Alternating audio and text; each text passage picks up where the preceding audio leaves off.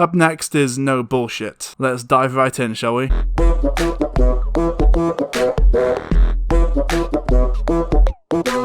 No Bullshit, for those of you who don't know, is like Sargon but somehow even more ignorant and lazy, and somehow manages to make a ton of money from making videos that are pretty much exactly as long as it takes to squeeze out the maximum amount of ads in, and basically just whines about the fact that sometimes people in minority groups, exist. The video starts off with a shitty ad, and then of course the whiplash-inducing transition from CSI-style slick infographic to an angry man whining about comic book movies. This video is brought to you by catbeast.com. Design your own custom snapbacks and hats. Hello and welcome back to No Bullshit. Today we're talking about yet another Hollywood project that is not only getting woke, it's also shitting all over its source material as well. Ooh, I wonder what this might be. A Hollywood adaptation that shits on its source material and gets woke, by which presumably he means says Nazis are bad or has a black person in. But first, let me again thank Catbeast for sponsoring today's video. Their custom snapbacks and hats are not only stylish and cool, they're also very comfortable too, so support the show here and check out Catbeast today. Link in the description. Oh, fuck off. Another advert? At least Sargon's so toxic no one will sponsor him. This shit is unbearably irritating. Now, back to today's story. HBO's new Watchmen series is set to premiere this fall in October. And with a new trailer just coming out at last week's Comic-Con too, well, talk about the direction of the new show is really ramping up recently. Unfortunately though, many fans like myself might not be too happy with where this thing is going. Recently, the show's writer had some pretty interesting things to say about it, to say the least. An article from the much detested Salon has more details. It's called HBO's Watchmen Takes on White Supremacy. Damon Lindelof promises to troll the white savior. Yikes. Not liking the sound of that already. This is not exactly surprising, but when someone says that they're not liking the sound of that, when talking about white supremacists being depicted as the bad guys, well, that's rather illuminating regarding their ideology, I suppose. And I love the original Watchmen comic and movie too. And now that I think about it again, it makes sense for the SJWs to try and do this to this property. Sorry, what? He says he loved the original comic, but that comic was fucking SJW as fuck. Has he ever heard of Alan Moore? Alan Moore is as SJW as it gets and designed Rorschach's character as a deliberate critique of the ultra-far-right vigilante weirdo that a lot of comic book characters, especially Batman, represent. Does he think that the racist, homophobic, loner weirdo is the good guy in that story? Who am I kidding? Of course he does. The most unpleasant right-wing character is Rorschach. He almost ends up as the hero of the book. He's certainly the character who seems to have the most ferocious integrity. Even if his politics are completely mad. Somebody had been interviewing Ditko and had said, have you ever heard of this book, Watchmen? And he said, what's that? And they said, well, it's got this character in called Rorschach. And he said, oh yes, Rorschach. He's like Mr. A, except he's insane. Watchmen was a team of straight white heroes, and it's become one of the most beloved comic book series of all time. So it really shouldn't surprise us that in current year, they're going to stage an SJW minority and LGBTQ takeover of this series now as well. Oh god, no, it wasn't, you fucking loon. For one thing, there was Ursula Zant, otherwise known as the Silhouette, who was murdered by a homophobic villain, an act that was portrayed as an incredibly negative thing, and the story is, again, based on the Justice League. Have you heard of Alan Moore? I have, and here's what he had to say about the character of Rorschach. I thought about superhero types like Batman, so I thought, what would he be like in the real world? And he'd be very much like Rorschach. If you're a revenge-driven vigilante, you're not quite right in the head. Yeah, right, your parents got killed when you were a kid, whatever, that's upsetting. But for most of us, if our parents were killed when we were little, we would not become a bat-themed costumed vigilante. That's a bit mental. So I thought, alright, if there was a Batman in the real world, he probably would be a bit mental. He wouldn't have time for a girlfriend, friends, or social life because he'd just be driven by getting revenge against criminals dressed up as a bat for some reason. He probably wouldn't be very careful about his personal hygiene. He'd probably smell. He'd probably eat baked beans out of a tin. He probably wouldn't talk to many people. His voice would probably have become weird with misuse. His phraseology would be strange. I wanted to kind of make this like, yeah, this is what Batman will be in the real world, but I'd forgotten that actually to a lot of comic fans that smelling, not having a girlfriend, these are actually kind of heroic. So actually, sort of, Rorschach became the most popular character in Watchmen. I meant him to be a bad example, but I have people come up to me in the street saying, I am Rorschach, that is my story, and I'll be thinking, yeah, great, can you just keep away from me and never come anywhere near me again for as long as I live? I can already see it coming too. First, there's this anti-white stuff right here from the get-go that the story's going to focus on. Anti-white supremacy, not anti-white, fucking hell. It really does say a lot about no bullshit that this is how he interprets someone saying that white supremacists are the bad guys. And then there's also the troublesome star and lead actress of this series, Regina King. Not because she's a bad actor or anything, but she does tend to be in very political, pro-liberal projects. Watchmen also grew out of the politically shadowy landscape of the 1980s, when the Cold War was probably at its hottest in 20 or 30 years, and when nuclear destruction suddenly seemed a very real possibility. Oh god, okay then. I'm terrible with celebrities, so let's look this up.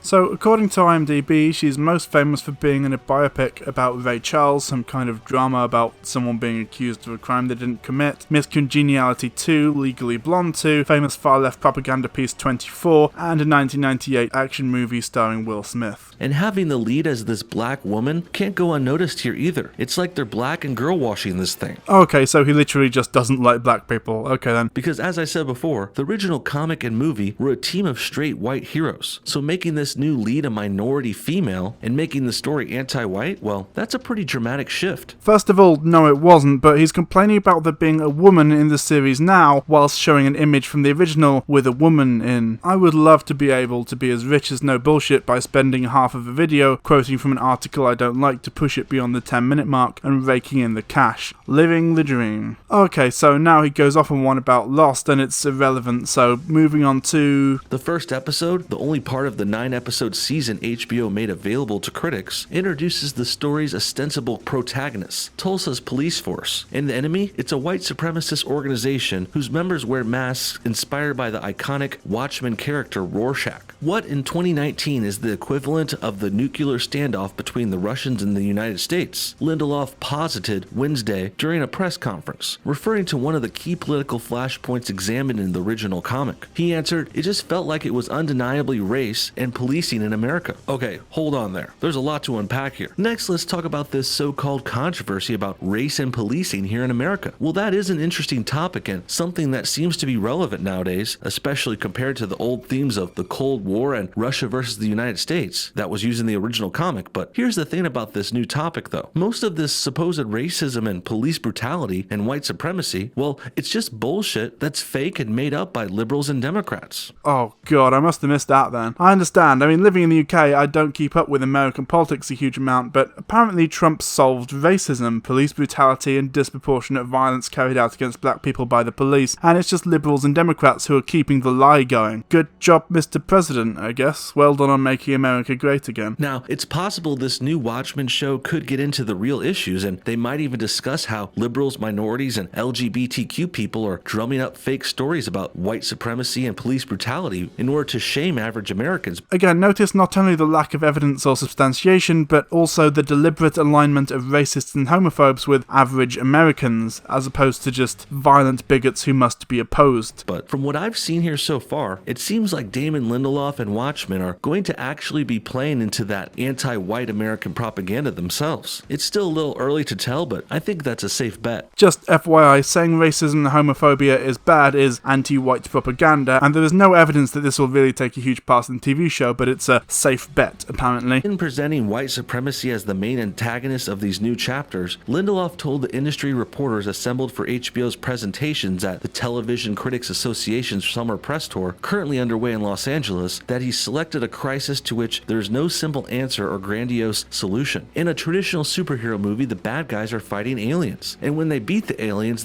go back to their planet and everyone wins. Lindelof said, "There's no defeating white supremacy. It's not going anywhere." But it felt like it was pretty formidable foe. The Watchmen are an inversion of Golden and Silver Age archetypes, revised to fit a dystopian extreme of what Moore and Gibbons imagined America could become with but a few minor tweaks to the timeline. It's an incisive vision of unchecked imperialism that questions our culture's reverence of might. Well, there's no defeating white supremacy because it hardly exists anymore. Skipping another tangent about Lost on Twitter here because it's not relevant at all. Jesus Christ. Okay, so we're gonna have to do this. White supremacy overwhelmingly represents the majority of terror attacks in the West, and especially in the US. The president of the US is a white supremacist who has been ramping up his incredibly racist rhetoric recently. The biggest news channel in the US is one in which Tucker Carlson, the man who called immigrants dirty criminals, is allowed to work as a journalist. Online publications like Breitbart and Quillette are flourishing, as are far-right media personalities on YouTube. White supremacy amongst the population is on the rise, and it's a real, serious concern for anyone who's,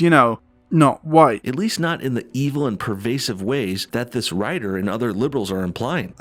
In what ways is white supremacy not evil and pervasive? Just think about it, guys. I know I've made this suggestion before, but I have to repeat it because I have yet to see anyone prove me wrong, so here we go again. Have any of you guys ever met an actual white supremacist? Yes, actually I've met a few, and I even recently ended a 10-year friendship with someone because they kept posting Stone Toss comics, white nationalist propaganda like this, and then attempted to make the argument that intelligence is biological and black people are genetically inferior. They're not as rare as you think, they're just not usually totally comfortable to come out and admit their positions because, most people think that white supremacists are fucking scum. Have you ever heard of anyone getting killed by them in your neighborhood or city? What about on the news or TV? Sure, we see people call others that term all the time, but we never actually see anyone promoting this race-based ideology. Yes, I live in a small city in the middle of the UK where, sadly, the EDL originated and still has a disturbingly large presence. There have been a lot of racially motivated murders here, as there often are in multicultural areas where racists start to get uncomfortable over the idea of non-white people existing. And surely no one is claiming this term as their title officially. So that's what it takes, is it? For no bullshit to consider someone a white supremacist, they literally have to go around saying, I'm a white supremacist. And if they do and say white supremacist things, that doesn't count because they didn't literally announce that ideology at the beginning of the conversation, so they can't be a white supremacist. No one is saying whites are better just cause. And no one is attacking minorities directly, at least not people who should be taken seriously. Okay, so if you have a reason for being a white supremacist, you're not a white supremacist. What is he even talking about here? Also, what reason is there to be a white supremacist other than that you believe white people are superior to people of other races? I mean, on the other side of things, I see people shitting on whites all the time, and I even see anti-white people on the news and in the internet extensively. But it never goes the other way around because it's just not happening. Like who? Again, he uses this tactic of just saying that something happens extensively whilst denying the existence of white supremacy, but doesn't substantiate either claim. And I guess that's why white supremacy is so hard to defeat. It's because it's largely a boogeyman-like character that really doesn't exist. It's kind of like saying you want to destroy Bigfoot or the Loch Ness Monster. This term has become this made-up, make-believe illusion that only liberals can see because, quite frankly, they see it because they want to see it. And they want to see it so bad, they find a way to put white supremacy in everywhere. But saying everything is white biased and racist really says more about you than it does white people. The people that are doing nothing wrong. Really, these constant racist claims and attacks show us that liberals and SJWs hate white people, and that's why they're constantly trying to attack and shame us for things we didn't even do. This blurring of the line between white people and white supremacist is rather telling because it carries with it an implication that all white people are naturally white supremacists and that therefore white supremacy in common parlance is irrelevant and doesn't exist because no one says they hate black people or whatever. Lindelof stressed the new Watchmen will not alter the original series in any way. We explore the past, but it's canon. He said, everything that happened in those 12 issues could not be messed with. Instead, he contemplated how the history kicked off in those comics might have progressed from where the story leaves off. Lindelof explained that he was inspired by Ta-Nehisi Coates' story in The Atlantic, The Case for Reparations, which led him to read about Black Wall Street and the massacre of black families by white racist mobs in Tulsa, Oklahoma in 1921. As a result, he connected Moore and Gibbons' Watchmen past to his version of that world's present. He explained to critics that Nixon remained president through the late 80s and died in office. Then Gerald Ford assumed the presidency, only to be defeated in 92 by Robert Redford, who remains in office in Alt 2019. I heard that Robert Redford might be coming out of retirement for this. Not a bad casting choice either. I just hope they don't use him as a way to slam the real-life president his character appears to be an echo of. Ronald Reagan, of course, comes to mind here, and also Donald Trump for that matter. there too. Both of these presidents were formerly famous in entertainment, and then they turned to become conservative politicians and, of course, presidents of this great United States. So it seems like Redford's character, being an actor himself turned politician, well, that character in the new Watchmen could be a parody or commentary on these real life ones. Why are you defending Reagan? Oh yeah, because he ruined the lives of millions of black people and exacerbated basically every issue of racial and income equality, and the right love that shit. Never mind. Not sure where they go with this, but I am a little worried there will be some unnecessary Reagan and or Trump jabs coming in the show. Oh no, not mild criticism of an authority figure. How terrible. Honestly, why is this guy trying to limit the writer's freedom of speech? Next, let's finish by talking about this reparations black massacre stuff. First of all, reparations are a bullshit idea, obviously. No way we need to give black people free money in 2019 for slavery that happened 150 years ago. Again, with the immediate dismissal of the concept of reparations with no discussion or posing arguments discussed, just, nope, reparations bad because reasons. Perhaps there was a better case for reparation back in 1921 though, when this referenced story took place.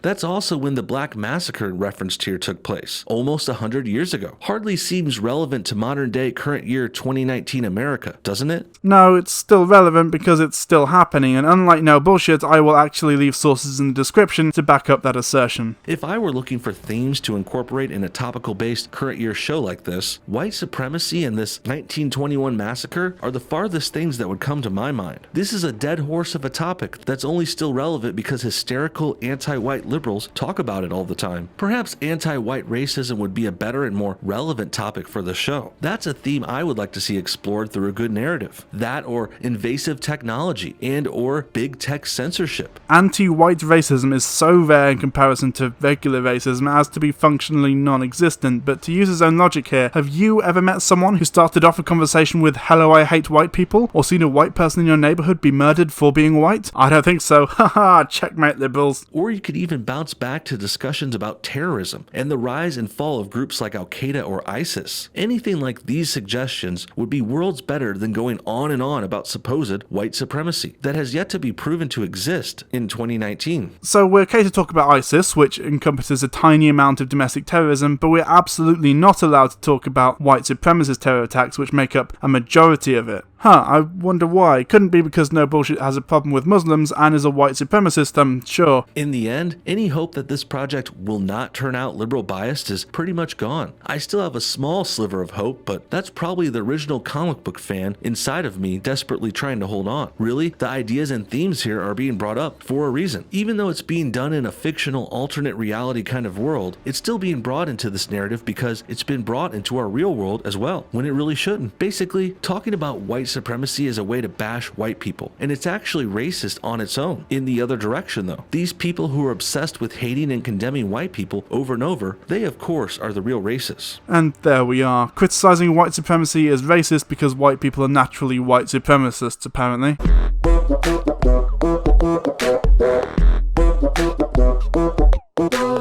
The final dickhead we'll be discussing today is Computing Forever, a very odd man who used to be one of the conservative atheist rationals, but as he drifted further and further right has become a full-on alt-right demagogue who's taken the God pill, which is the cringy right-wing way of saying he found religion. He has a series called How Is This a Thing, which is like a much more focused, better scripted version of This Week in Stupid and does tend to cover a lot more topics. So I'm going to be taking a look at a couple of them across multiple episodes because I want to talk about a few things here. First up, we have this one about gendered names for things being taken out of a local council's official vocabulary from the 29th of July. Gendered language like manhole will soon be banned from Berkeley's city codes. This is an article from CNN. The city voted Tuesday night to replace gendered terms in its municipal codes like manhole and manpower with gender-neutral ones like maintenance hole and human effort.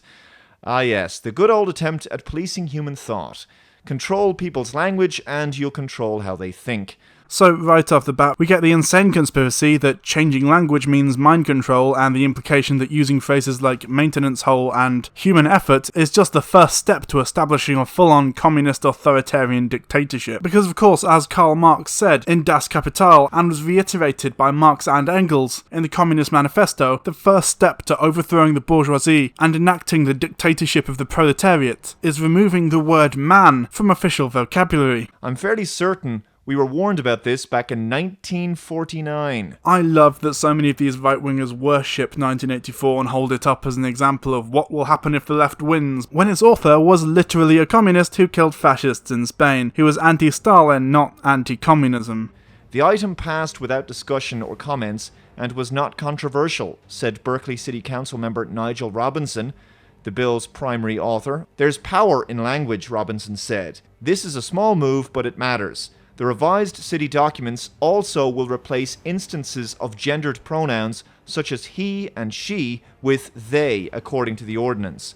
Berkeley's municipal code currently contains mostly masculine pronouns, the office of the city manager said in a letter to the mayor and city council. Wait, hold on a second. You just missed one. Manager. You gotta replace that word as well, right? It's got man at the start of it. No, in fact, actually, a lot of words, including the word manager, that have the word man in them, actually have their origins in the word manus, which is Latin for hand. Our current usage of it derives from the 16th century use, which basically meant to handle, train, or direct a horse. The use of the term manager only entered the current usage in the 1750s. In the early days of capitalism and delegation of duties in the workplace. Computing Forever does not acknowledge this because doing research can take up time and we need a steady upload schedule to get the algorithm to recommend more of your videos to easily indoctrinated centrists. I've actually covered a similar story in a recent video. Here's an excerpt. Obviously, humanity and mankind have to go, right? But the word men can be found in words like menopause, menstruation, dimension, immense. Man can be found in words like manifold, manifest, manifestation, manipulate, manipulation, Manhattan, Manchester, mandible, manage or management or manager, manslaughter, manufacture or manufacturing, mannerism, mandatory, manhandling, manuscript, maneuver, and manicure. Yeah, see, he's completely missing the point here. No one gives a shit about the word man. It's just about making sure language doesn't exclude anyone. So, for example, referring to a manhole implies that women cannot use it. It's not a huge deal, but it's a nice thing for the council to have done, I guess. Seriously, where would you stop with this kind of PC agenda where all things masculine are seen as bad?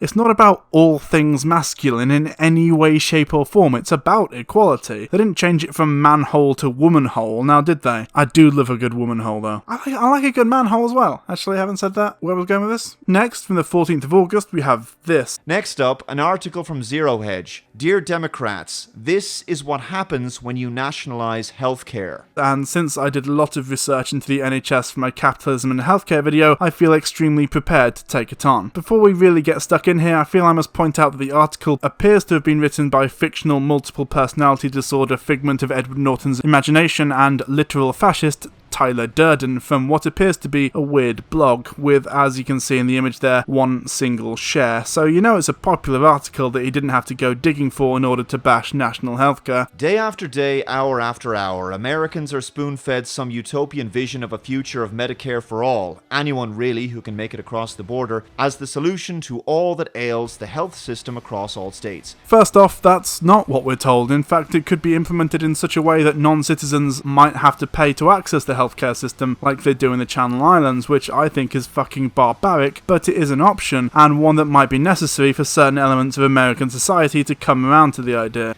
However, for anyone who has actually lived under nationalised healthcare, reality is far uglier. This will be interesting because both me and Computing Forever live in countries with nationalised healthcare, so let's see. As Statista's Martin Armstrong notes, a new survey of 901 GPs in England by industry publication Pulse has revealed average waiting times for routine appointments to have risen over 2 weeks for the first time. As our infographic shows, the average wait in 2016 was 12.8 days and has risen since then to 14.8 days in 2019. It's pretty bad here in Ireland as well. Over 700,000 people are on hospital waiting lists.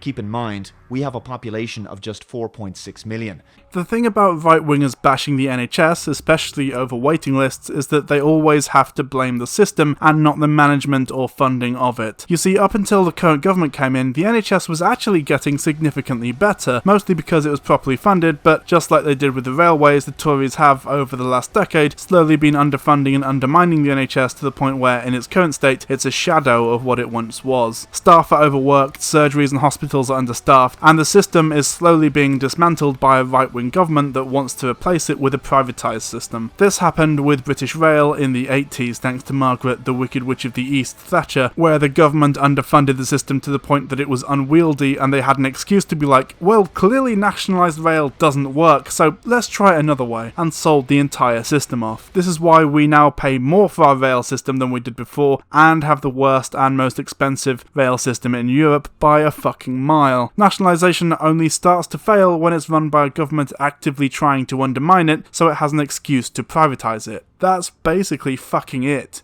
Of course, most people don't want to acknowledge that mass immigration is also playing a significant part in exhausting our already overstretched healthcare system. This one's actually pretty easy to debunk just by googling Ireland healthcare waiting lists. The first line of the waiting list section of the Wikipedia article on Irish healthcare reads as follows. Ireland has reduced its spending on healthcare by 6.6% since the onset of the global financial crisis, according to the OECD's 2013 health report. In consequence, waiting times for treatment have increased. And of course, if you click the link in the references section, it takes you directly to the report, so there we are. Once again, it's deliberate underfunding and not the system as a whole that's on the hook for these issues. What young people on the left especially have to understand as they scream for free or low-cost nationalised healthcare or state-subsidised or free education is that there's no such thing as free. Someone has to pay for all of this stuff. When you're young, when you're in your early 20s and you're still in college and you haven't yet worked a day in your life and therefore you haven't paid any taxes as a full-time employee of a company, you therefore can't fully appreciate the financial burden your demands for free stuff actually are on society. Yeah, and most people who want that kind of stuff think that the rich should have to pay for it. He's acting like we lefties want all this stuff and then we're going to take it off the people on the lowest rung in our society, whilst allowing the rich to pay zero taxes. That's the conservative way. We actually want the exact opposite. As someone who has had several full-time jobs and who has been paying taxes for a good few years now, I can say that without a shadow of a doubt, I understand these things and I would rather the rich have to pay a little extra than have to force people to pay for healthcare or education. By the way, on a related note, not so long ago, I was in A&E with some inexplicable back pains. Turned out it was nothing serious, thank God. I'd had food poisoning that day, so I guess it was some weird side effect. Anyway, when I was down in A&E, the triage nurse told me I'd be waiting 9 hours to see a doctor. 9 hours! The A&E room wasn't exactly jam-packed with people either. It was a fairly slow Saturday night, actually. One woman told me that she had a heart complaint and had been waiting 10 hours. A heart complaint. It's triage. Shouldn't heart complaints be top of the queue? So anyway, I decided to weigh up my options. Maybe the crippling back pain would subside if I just took more painkillers. So I decided to take my chances with the Nurofen and drove home. After a couple more hours, the pain went away and I was fine. So, false alarm, I guess, nothing to worry about. But imagine if I'd stayed there for 9 hours. Seriously, that's insane. Now, imagine if you were dirt poor, couldn't afford to get treatment, and just had to kind of hope that things got better. Yeah, it's fucked up that a woman with a heart complaint was left waiting, but imagine if she couldn't get help at all because she couldn't afford it, and basically just had to die. I don't know about you, but I'd rather a system where people can get healthcare for free but have to wait for a long time, which once again is fucked up, over one where people basically can't get healthcare at all if they have no money, which nowadays is a lot of working class people. By the way, if you're seen by the doctor, there's an upfront fee of €100 that you have to pay as well. Well, that's fucked. I get pissed off when I have to pay £9 for my please don't kill yourself pills, but €100 is fucked up and basically a step back towards privatisation, though I imagine this guy might be into that. But apparently 9 hours isn't even that bad. This is from the journal.ie. Almost 15,000 elderly people were forced to wait over 24 hours in emergency departments last year. The latest figures show there was an increase of nearly 3,000 on the year previous. Anyway, it's not uncommon in Ireland for people to go publicly about some routine procedure, some operation they need.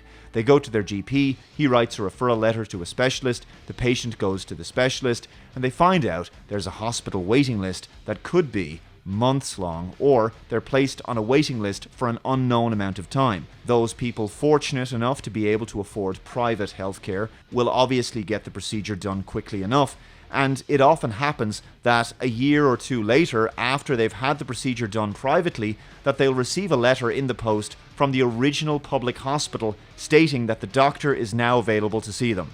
Only a couple of years late. I've heard tons of stories like that anecdotally from friends and family, and I'm sure plenty of Irish people will comment below with similar stories. Again, this could easily be solved by properly funding the healthcare system, but nope, a private system is clearly preferable. Fuck the poor, I guess.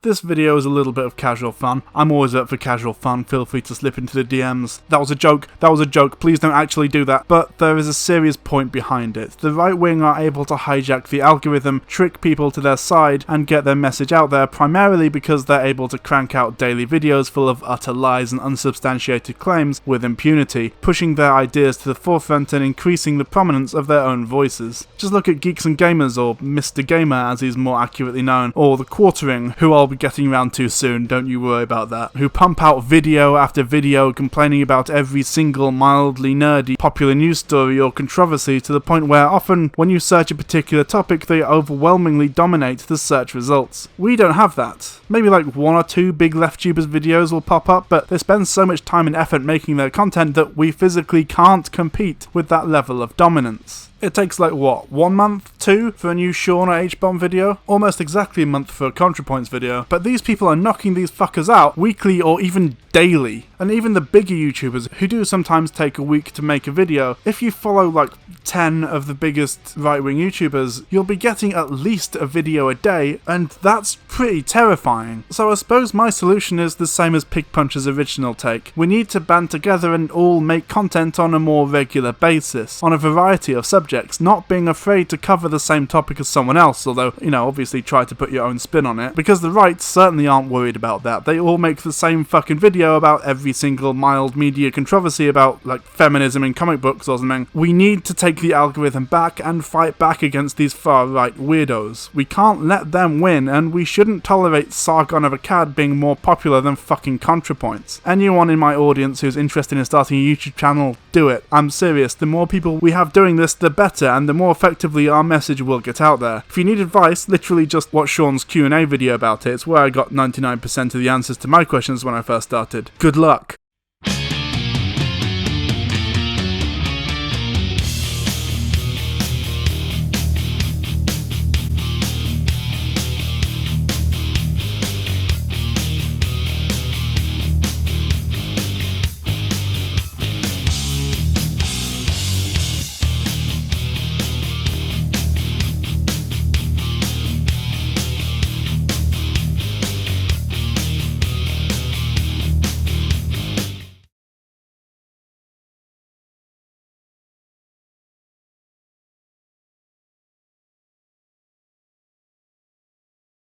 We know things are bad, worse than bad.